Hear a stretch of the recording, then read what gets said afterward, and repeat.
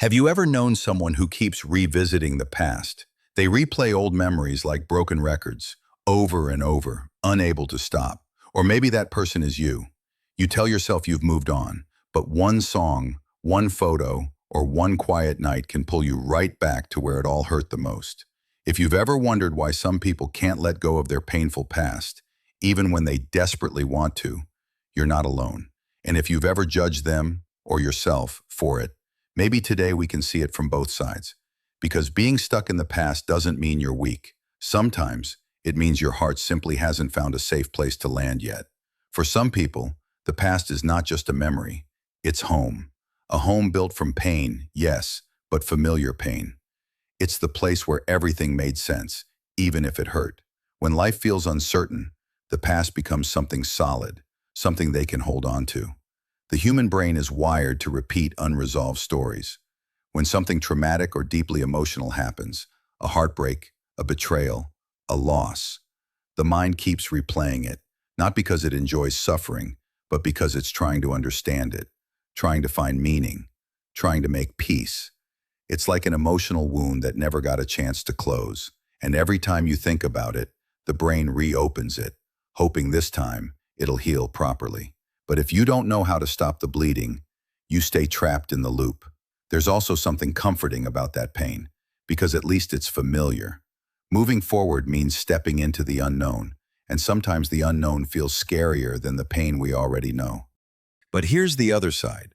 Not everyone who clings to the past does so because of fear. Some do it because of love. They hold on to the people, the moments, the places, not because they can't move on, but because they don't want to lose what those memories mean. For example, someone who lost a loved one may replay memories over and over, not because they're stuck, but because remembering keeps that person alive in their heart. The pain becomes proof that it mattered, that it was real. Psychologically, this connects to something called attachment preservation, our tendency to hold on to emotional bonds even after the relationship, or even the person, is gone. It's not weakness, it's love refusing to die. So when you see someone clinging to their past, maybe what you're really seeing is someone who loved deeply and just hasn't found a new space big enough to hold that love yet. Now, let's talk about the people on the other side, those who let go easily.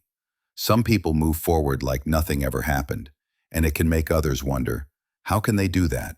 How can they just forget? But letting go doesn't mean forgetting. It means they've accepted that the past cannot be changed, and they've chosen peace over pain.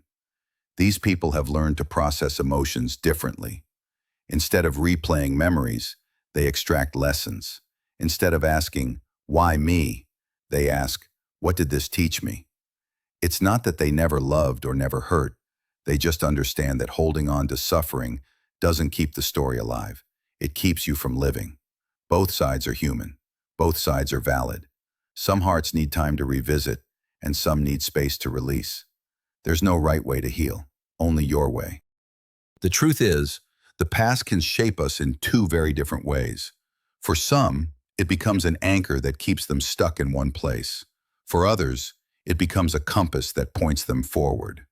The difference often depends on what you do with the memory.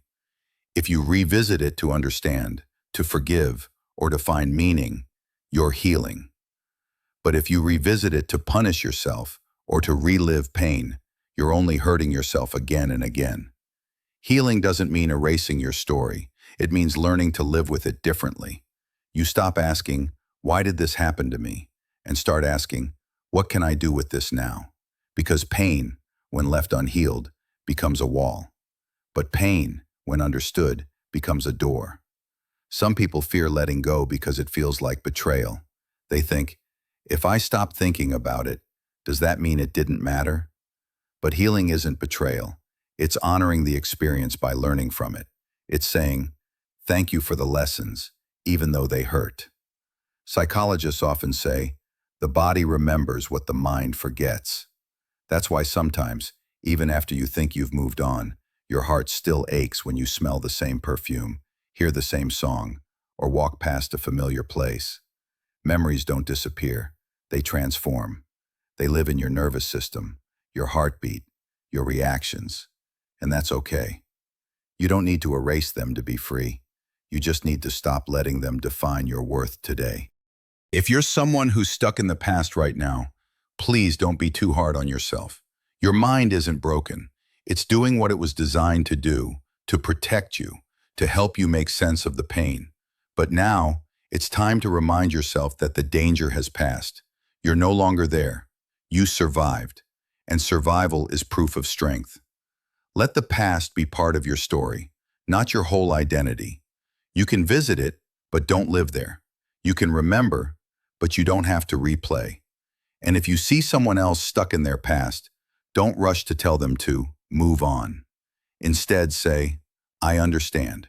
Take your time. When you're ready, the future is still here, waiting for you. Because sometimes, the kindest thing we can offer someone is not advice, but presence. Just being there while they take small steps forward can mean more than any words ever could. Healing is not linear. There will be days when you feel free, and nights when the past pulls you back like a tide. But every time you choose to come back to the present, every time you breathe through the ache and stay grounded, you're reclaiming your power. You're not the same person who was hurt. You've grown. You've seen things, learned things, survived things. The past shaped you, yes, but it doesn't own you anymore. Let today be proof that you can live beyond the story. You don't need to erase it. You just need to write the next chapter. Thank you for listening until the end. If this story helped you understand yourself a little more, or if you know someone who keeps holding on to a painful past, someone who can't stop replaying old memories, who still aches for what's already gone, please share this episode with them.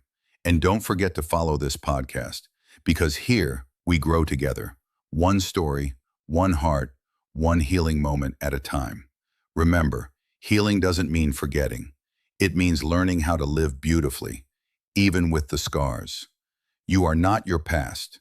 You are the person who lived through it, and that's something to be proud of.